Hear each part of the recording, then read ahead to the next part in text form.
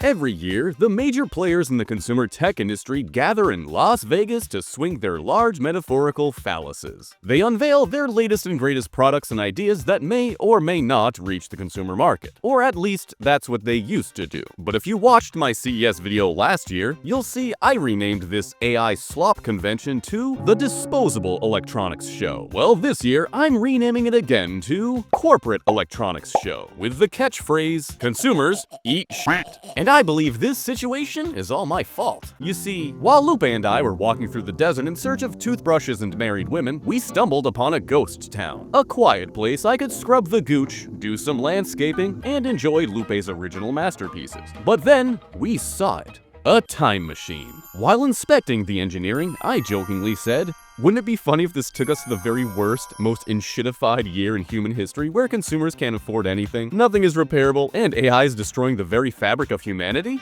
But as soon as I finished my statement, with a jolt of poorly edited electricity, we found ourselves in 2026, where the AI ATMs are running the most stable version of Windows 11, our blow-up doll Hugo vibe-coded a business, and a company with the slogan, "For gamers, by gamers," spent $1 million reinventing an AI goon tube when AI is single-handedly destroying the same PC gaming industry that built their company. But not everything here was depressing. There were some genuinely impressive products made by companies with good intentions. But this video isn't going to be an in-depth review of every device where I list the exact gigafarts and how much porn it can hold. It's going to be a ranting overview of what products and companies I personally found interesting enough to spend time with. Like Pebble. Pebble was a company that made smartwatches and they were awesome. Then they got bought out by Fitbit, and Fitbit got bought out by Google. But now they're back with the same founder and philosophy as before. Build awesome smartwatches and other affordable gadgets on an open source platform. No investors, no scheme to take over the world. The founder, Eric Mijakovsky, was kind enough to sit down with me and give me the rundown on their devices. The Pebble Round 2 and the Pebble Time 2 are their new watches which use e-paper displays, run their open source Pebble OS, and have batteries that last much longer than the embarrassment I'm wearing on my wrist. They have an app store where you can download community-made watch faces,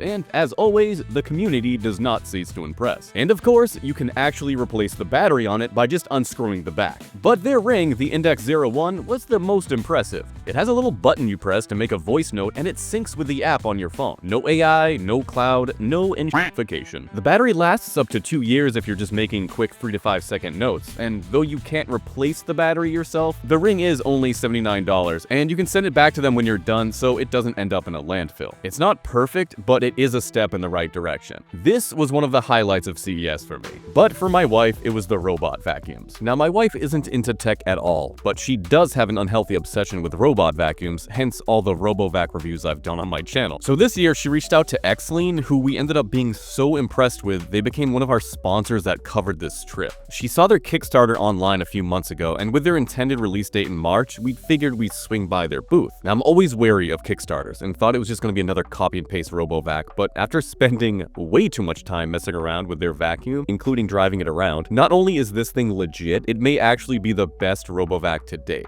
XLean's vacuum is called the TR1, and the main selling point is its ability to do this, which is the biggest issue I have with all 3 robot vacuums I own. If there's a spot that needs to be cleaned, I have to grab my phone, open the app, find the area to clean, select the suction power, water level, blah blah blah blah blah. It's a hassle. With the TR1, you just insert the handle and it becomes a regular mop vac. And it's hard to catch this on camera, but the motors assist your motion, which means it requires next to no effort to push and pull, so it doesn't make your back hurt like a regular vacuum. Then with the press of a button, the handle detaches and it's back to being a robot vac. Now, when it comes to cleaning, it's always hard to gauge the real-world effectiveness at these demonstrations, but I tried my hardest to see if there were any streaks or smearing left over, and there weren't. XLean claims this is because their dual-motor direct suction system makes it the only robot vac capable of cleaning up heavier messes like cereal, soup, and large spills. It apparently has a real-time smart cleaning system that uses a camera and a green laser to detect dirt levels. So when heavier dirt is detected, it slows down and increases water flow, roller speed, and suction power, with the goal being to clean in one pass instead of having to go back and forth over it like other brands. And in this specific demo, I can confirm it cleaned in one pass every time. It empties itself into their Omni station, automatically separates the solids and liquids into their own bins, instead of just puking it out into the same tank. No dust bags either, you just empty the dry waste container into the trash. The station cleans itself and the rollers with 165-degree water, so you don't have to worry about sanitization. And best of all, it connects directly to your water supply, which means no more notifications to refill. It's basically the most powerful set it and forget it RoboVac. But by far my favorite feature was that you can can drive it around using a controller, so I can definitely annoy my wife, or you can clean up a spot if you don't feel like getting off your couch. It also has a 2-year warranty, doesn't require an app or Wi-Fi to function, has a manual camera shutter, and it looks fairly straightforward to repair, which is always a plus. Now, the MSRP for this is $16.99, which puts it up there on the higher end of robot vacs, but if you secure a spot on their Kickstarter, you can grab it for $9.49. They expect it to launch in March to Kickstarter backers, with a full launch on Amazon and their official site beginning in the second half of 2026. But all in all, this was a good start to CES. Now that I've seen what sucked the best, I wanted to see what sucked the worst. So of course, I headed directly to Razer, a company run by private equity marketing execs that have no idea what their user base actually wants because their heads are so far up their own ass they can't read the comments on their own videos. Instead of spending money to make products gamers actually want or invest in a competent customer support system, they'd rather hire celebrities and waifus to glaze their AI incel lamp or pay God knows what to furnish the studio of creators that should be using their platform to call them out for their hypocrisy. There was, however, one product here I liked. That was Project Madison. It's an immersive chair that incorporates Razer's THX speaker headrest and their Sensa HT haptics, which are 6 motors embedded in the chair. It syncs up with your game and provides different vibrations in different areas depending on the action on the screen. It also uses the Razer Chroma RGB, which is hooked up to the rest of the room in this demo. Now, I didn't believe this entire room was Razer Chroma until I saw a light bar not working, and that convinced me it was definitely Razer.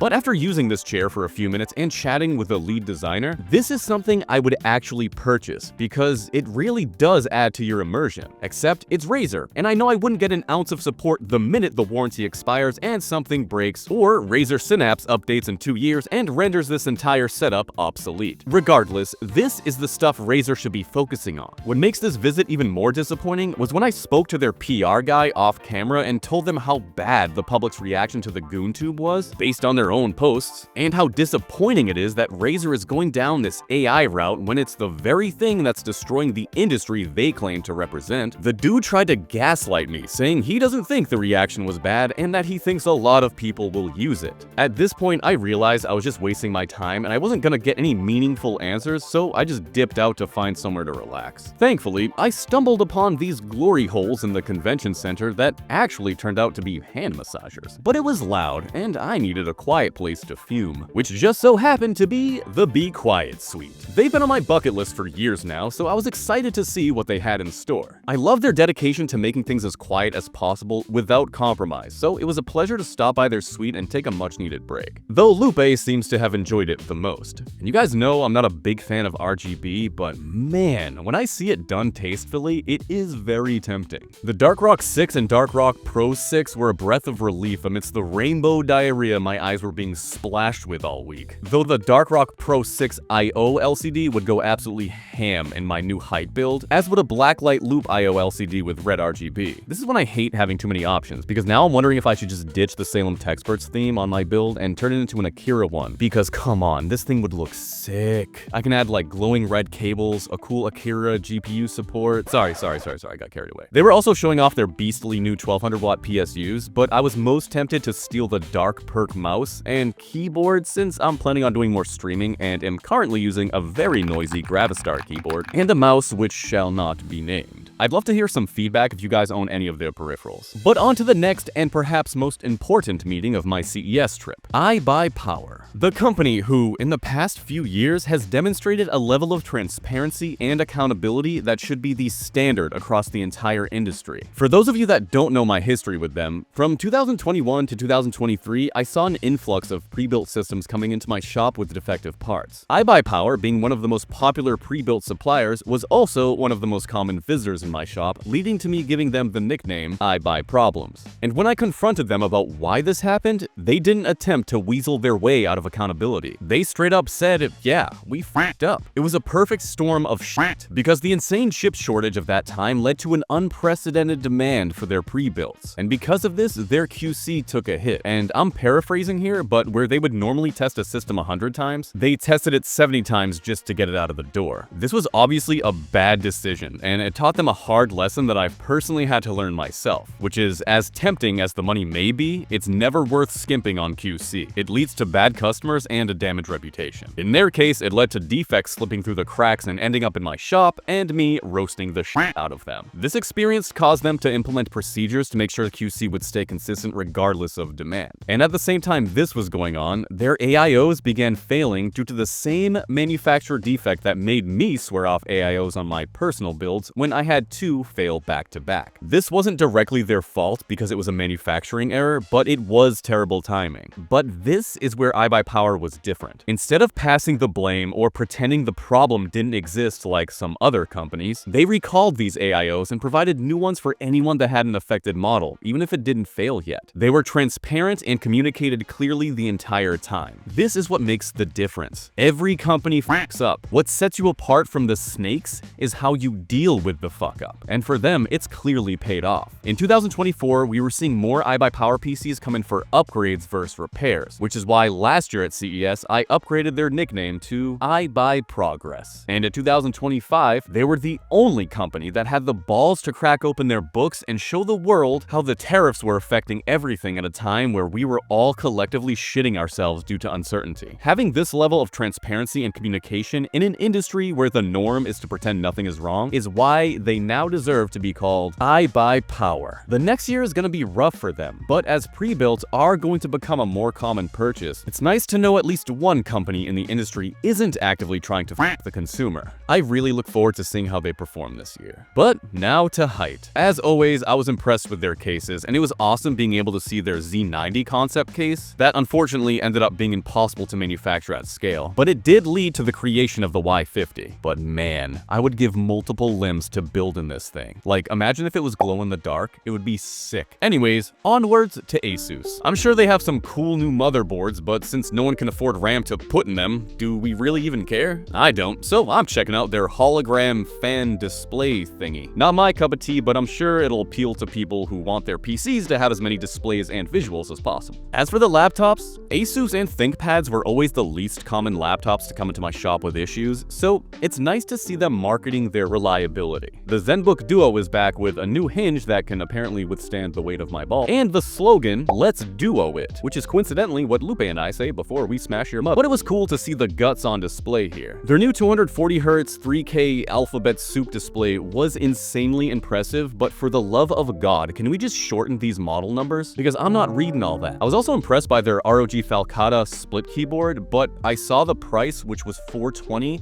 and what the fuck? Last but not least, their mini PC, the ROG GR70. I loved this thing. It had a ton of power in a small toolless chassis with a dedicated GPU. I'm not going to go into the full specs and all that stuff, but I'd love to give this a full review one day. But alas, as good as their products are, I hope Asus invests more into their customer support because their track record is horrible. And no matter how good your product is, if your support is dog shit, your company is dog shit. Anyways, on to the next, Gigabyte, where I touched the $8 billion Infinity 5090 that nobody can afford. But I really did like the design of this thing because it gives like those retro jet engine vibes. I'd like to see this more in the industry. I did mess around with their laptops though, and their Aorus Master 16 was insane. It has a 9955 HX3D option, and it can still go up to a 5090, which is pretty sick. We also took a gander at their desktops, but at this point, I was pooped and I needed a rest. Thankfully, Lupe's massage parlor was open in the Ohio lounge, and he was accepting new patients. Next up, MSI, also known on my channel as Multiple Serious Issues, due to their horrendous reputation for having the second worst laptop hinges in the entire industry. I'm sure you can guess the first. But this visit was a pleasant surprise, and they earned the title of Many Small Improvements, except for their monitors, because this thing literally cheats for you. What the f are you guys thinking with this? This was a funny visit because after I tried and failed to purchase a 5090 for cash on the spot, I'm serious, I was talking to their rep Joshua for a few minutes about their laptops, and he didn't realize it was me until I started moving the hinge back and forth, and we didn't catch it on camera, but the "oh, I know you" was hilarious. He was a really good sport though, and he spent a lot of time with me going in depth on how MSI has changed their hinge design based on the feedback from previous models, which actually included my videos, specifically on the Raider. They've loosened the tension on the hinge, which they say will improve reliability, but I guess we'll find out in a year or so if it actually worked or not. Other than that, I do admire MSI's dedication to focus on airflow and performance, even if it makes the laptop a bit thicker or louder. Their Raider 17 Max HX BTW cranks out 300 watts to the CPU and the GPU, so it definitely needs this insane cooling system. I just really like how transparent they were being, and Joshua was saying it straight up and he wasn't holding back. He did a really good job of taking accountability and being transparent with me, and I appreciated that. And even though you won't be able to afford RAM or NVMe's for another 10 years, the fact they also have a super easy to access door for upgrading these are a positive that should be recognized as a step in the right direction. Their Stealth laptop was my favorite though, since it packs a ton of power into a design that isn't obnoxious with RGB. It felt well built too. It was metal, and I really liked the cooling design. Now, there were a ton of other companies that deserve a shout out for having sick products, like Meta PCs killed it in their suite with their Doom PC, and the 6.7 meme PC, which was absolutely insane. And like, these guys have so much talent. It was nice to see it in person. And Thermaltake's entire booth made my loins so moist after I witnessed the beauty that is their dual PC contraption. And their retro PCs, dude, Thermaltake is killing it with their cases. And their fans have LCDs now, what the hell? We're putting screens on everything, and as much as I want to be mad at it, I'm kind of impressed. But I made sure to record the after party at Tao, where my friend Cutswell brought the heat. This was an insane night, and though I don't remember most of it, I do know that I got the flu immediately after and felt like dying for 2 weeks, and am still actively sick while I make this voiceover, which is also why it's taken me so long to make this video. But now that the dust has settled and I've had time to process my thoughts, this is my honest conclusion. At a time where the industry is drunk with a con man's snake oil, we can't forget the companies that haven't forgotten us. And for those that have, the profits may be tempting, but when the AI bubble bursts and you come running back to the same people that you turned your backs on, we won't be here. The main draw of CES will always be for the rich to flex their most expensive, out-of-reach, useless tech in giant booths that cost more than we make in a whole year. But there will always be smaller booths rented by passionate people with dreams. Those are the booths worth attending. Those are the companies worth supporting. And it's so disappointing seeing the largest tech creators turn a blind eye to hypocritical companies that create AI products. And instead of holding them accountable, they just hold their checks. But I guess that's just the way the industry works for some people. With that said, I want to thank everyone who was kind enough to have us at CES, and all the amazing people I met while I was there. I documented the whole trip on my Instagram, so give a follow if you want to see more of my day-to-day. And as always, I appreciate you guys so much for watching.